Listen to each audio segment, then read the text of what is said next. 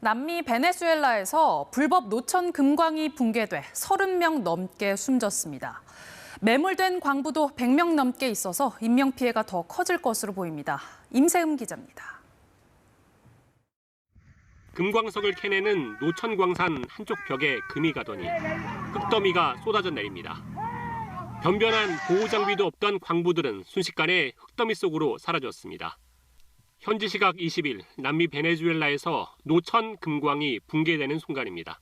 Y otros que le quedaron el pescuezo, la cabeza nada más, algunos, y uno destapándolos a ellos ahí. 지금까지 적어도 30명이 숨지고 100명 넘게 매몰됐다고 현지 언론은 전했습니다. 사고 현장은 강을 건너야 닿을 수 있는 데다 불법적으로 운영되던 금광이어서 구조 작업도 속도를 못 내고 있습니다.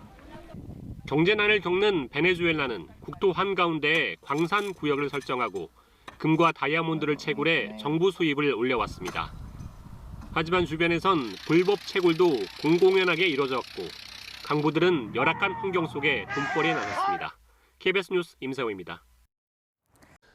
네, 인공지능이 날이 갈수록 발달하면서 이제는 머릿속에 떠오른 내용을 글로 써넣기만 하면 그걸 영상으로 만들어주는 기술까지 등장했습니다. 지난주 공개된 이후 놀랍다는 반응이 쏟아지고 있는데 먼저 홍영재 기자가 이 내용 전하겠습니다. 벚꽃이 핀 일본 도쿄 상점가. 눈이 쌓인 길 위로 행인들이 걸음을 재촉합니다. 고양이 한 마리가 얼른 아침을 먹으라는 듯 더 자고 싶어하는 주인을 깨우고 있습니다. 카메라로 촬영한 듯한 이 장면들 사실 가짜입니다. 상황을 묘사하는 문장만 보고 영상 생성 인공지능이 만들어낸 겁니다. 불과 1년 전 다른 AI 프로그램이 만들어낸 영상과 비교하면 이번에 오픈 AI가 공개한 소라의 기술 수준을 알 수 있습니다. 영상 제작 등 관련 업계에선 놀랍다는 반응이 쏟아졌습니다. 네, 저도 보고 이거 직접 촬영을 한 것 같다라는 생각이 들 정도로 나와가지고 경력이 조금 있는 연출가들이라면은 그들이 어떻게 연출할지에 대한 가이드를 또 받을 수 있을 것 같다라는 의견. 실제 같은 영상 제작의 비결 중 하나는 이 인공지능이 움직이는 물리적 세상을 학습하고 있기 때문입니다. 도쿄 교외를 달리는 기차에 창밖으로 보이는 풍경이라는 명령어를 받고 만들어낸 영상입니다. 창문 밖이 어두워지면 열차 내부의 승객이 유리창에 반사돼 보이는 기본적인 물리 법칙을 구현해냈습니다. 인터넷 세상을 벗어난 데이터들과 벗어난 그 물리 세상의 그런 것들까지 이제는 담아내고 싶다라는 것 같고요. 물리 세상의 그런 다양한 일어나는 물리 법칙에 의해 일어나는 것들을 데이터화할 수가 있어야 되는 거죠. AI가 물리적 세계를 더 많이, 더 깊게 학습할수록 자율주행과 로봇 분야는 물론 실생활에서도 커다란 활용 가치를 가지게 될 것으로 전망됩니다. 수업들도 새로 이제 개설하고 있고요. AI의 힘을 빌리면 오히려 뭐 학생임에도 불구하고 뭐 100명 이상의 그 보조 도우미를 갖다가 두고 있는 것이나 마찬가지인 상황이잖아요. 오픈 AI 측은 이번에 발표한 영상 생성 모델이 인간과 유사한 지능과 스스로 학습할 수 있는 능력을 갖춘 AGI, 일반 인공지능을 실현하는데 중요한 이정표가 될 것이라고 자신했습니다. SBS 홍윤재입니다. 지난달 보잉사의 비행기 문이 하늘을 나는 도중 뜯겨나가 비상 착륙했던 사고가 있었는데요. 그런데 불과 약 한 달 반 만에 보잉사의 비행기가 또 비상 착륙했습니다. 이번엔 비행 도중 날개가 부서져 나갔습니다. 최희지 기자입니다. 비행기에 탑승 중인 승객이 촬영한 영상입니다. 날개 일부가 떨어져 나갔는지 가장자리가 울퉁불퉁한 모양으로 손상돼 있습니다.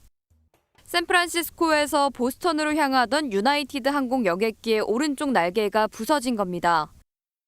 And I hear this incredible loud vibration like I've never heard. And I was like, what was that? 해당 여객기는 보잉사의 757 기종으로 지난달 비행 중 문이 뜯겨나가는 사고가 발생했던 737 맥스 9 기종과는 다르지만 보잉사에 대한 신뢰는 이미 추락했습니다. 다행히 조종사가 곧바로 비상 착륙을 결정해 승객 165명 모두 무사했지만 인명피해로 이어질 수 있는 아찔한 상황이었습니다. 사고의 원인은 아직 밝혀지지 않았는데 이를 파악하기 위해 미국 연방항공청이 조사에 나섰습니다.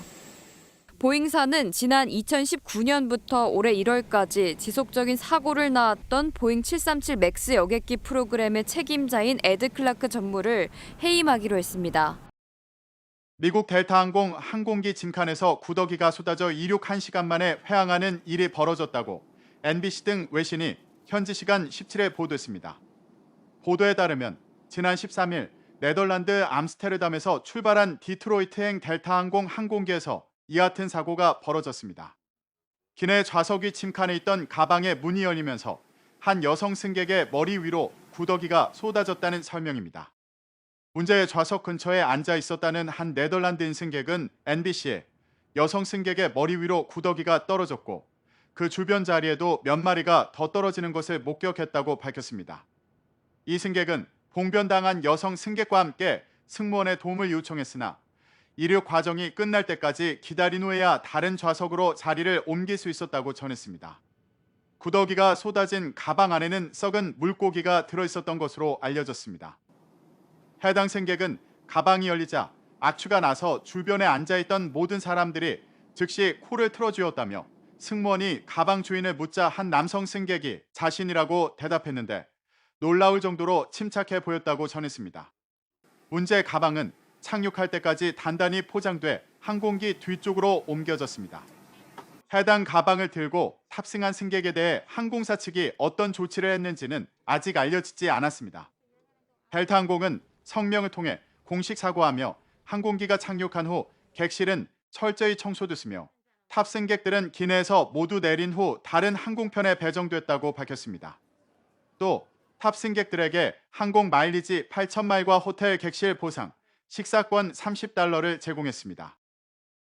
다음 소식입니다. 안락사에 사용되는 약품이 인터넷을 통해 거래되고 있는 정황이 포착됐습니다. 실제로 국립과학수사연구원에서 부검한 사망자 10명에게서 안락사약 성분이 검출되기도 했는데요. 안락사약은 판매, 처방은 물론이고 구매하려고 하는 것만으로도 처벌 대상입니다. 신현욱 기자가 보도합니다. 약을 사고 싶으면 메신저로 연락하라는 내용의 글들.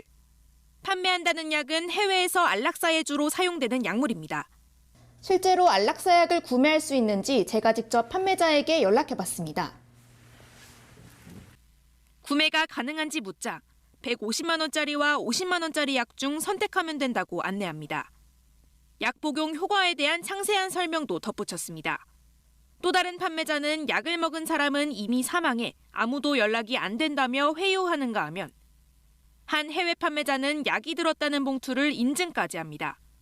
국립과학수사연구원이 2017년부터 지난해 9월까지 부검한 사망자 중 10명에게서 스위스 등에서 안락사에 사용하는 약물 성분이 검출됐습니다. 국과수 부검을 거치지 않은 사례까지 고려하면 안락사약 복용자는 더 많을 것으로 추정됩니다. 안락사약을 팔거나 처방하면 자살방조에 해당해 형사처벌 대상입니다. 이 약을 사기만 해도 마약유관리법 위반에 해당해 처벌받을 수 있습니다. 돈을 보내거나 이런 행위만으로 실제로 받지 못했다 하더라도 처벌받을 수 있는 것이기 때문에 호기심에서라도 시도를 하지 않는 것입니다. 위험을 무릅쓰고 산다 해도 진짜 약이란 보장도 없습니다. 안락사약을 판다며 돈을 받은 뒤 감기약을 보내 15명의 피해자로부터 2천여만 원을 가로챈 판매자가 검거되기도 했습니다. KBS 뉴스 신현욱입니다. 여러분 안녕하십니까? 의대의 증원에 반발해 의료 현장을 떠나겠다는 전공의들이 더 늘었습니다. 어젯밤까지 8,816명이 사직서를 냈고 대부분은 오늘 병원에 나오지 않았습니다. 진료 차질 역시 더 심각해지면서 환자들 불편도 가속화되고 있습니다.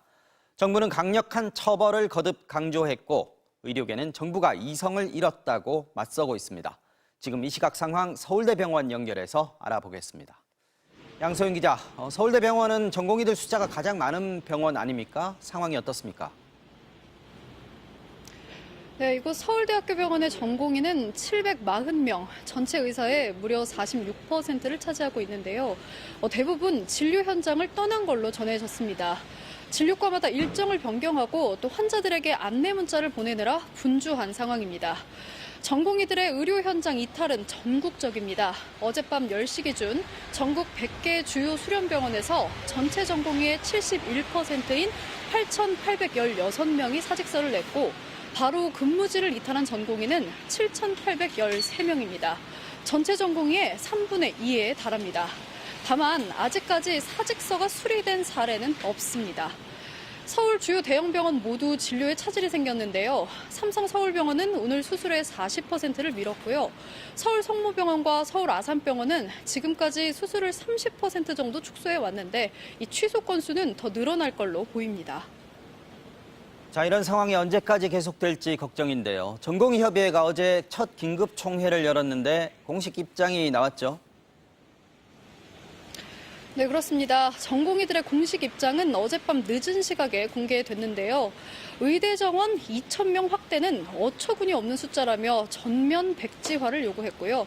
정부가 초법적인 행정명령을 남발하고 있다면서 부당한 명령을 철회하고 사과할 것을 요구하기도 했습니다.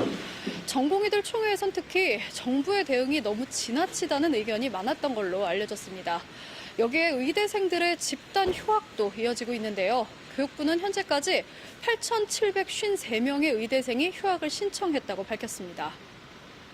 전공의들에게 계속해서 업무 복귀 명령이 내려지고는 있는데 반응은 거의 없는 것 같고요. 정부의 대응은 어떻습니까? 네, 복지부는 우선 근무지 이탈이 확인된 전공의 6,112명 가운데 이미 업무 개시 명령을 내린 인원을 뺀 5,397명에게 추가로 업무 복귀를 명령했습니다. 복지부는 모든 공공의료기관의 24시간 응급의료체계 운영과 진료시간 확대를 추진합니다. 비상진료체계가 2, 3주까지가 한계 아니냐는 의료계 전망에 대해선 그렇지 않다고 일축했습니다. 지금까지 서울대병원에서 전해드렸습니다. 곳곳이 무너져 내린 도시는 색을 잃었습니다. 현지 시간 19일 러시아가 완전히 장악한 우크라이나 동부 격전지 아우디이우카입니다. Позавчера мы так с подъезда уж все боимся, выглядываем, идут, а мы не знаем кто. Думаем, кто идут, а потом я увидела красную ленточку. Ой, думаю, это ж, наверное, уже Россия подошла. Смотрю, красная ленточка. 서둘러 빠져나간 우크라이나군의 흔적은 곳곳에 남아 있습니다. 우크라이나군이 빠르게 철수하기 위해 움직이기 어려운 부상자를 남겨두고 떠난 정황도 드러났습니다. 이곳에 주둔한 제110여 단 소속 병사는 철수 당시 지휘관이 부상자 300명은 남겨두고 모든 것을 불태우라고 했다고 증언했습니다. 전체 부대원들의 생존이 위태롭자 부상자는 대피시키지 말라고 명령했다는 겁니다. 결국 부상병 6명이 낙오됐고 이후 장악한 러시아군 손에 처형됐다는 의혹이 제기됐습니다. 이와 관련해 우크라이나 검찰총장은 조사를 시작했다고 밝혔는데 러시아군은 입장을 내놓지 않고 있습니다. 병력과 탄약 부족으로 아우디이우카에서 밀리기 시작하자 젤렌스키 대통령은 철수를 결정한 바 있습니다. Не хватало просто людей, не хватало снарядів, не хватало просто можливості їх відбити. Якщо б у нас була велика кількість, нормальна принаймні кількість снарядів, ми могли б зупинити ворога. Але, на жаль, її не було. 전쟁 2년째 우크라이나의 요새 역할을 했던 아우디이우카마저 넘어가면서 러시아군이 더 깊숙한 곳까지 파고들 수 있다는 관측이 나옵니다.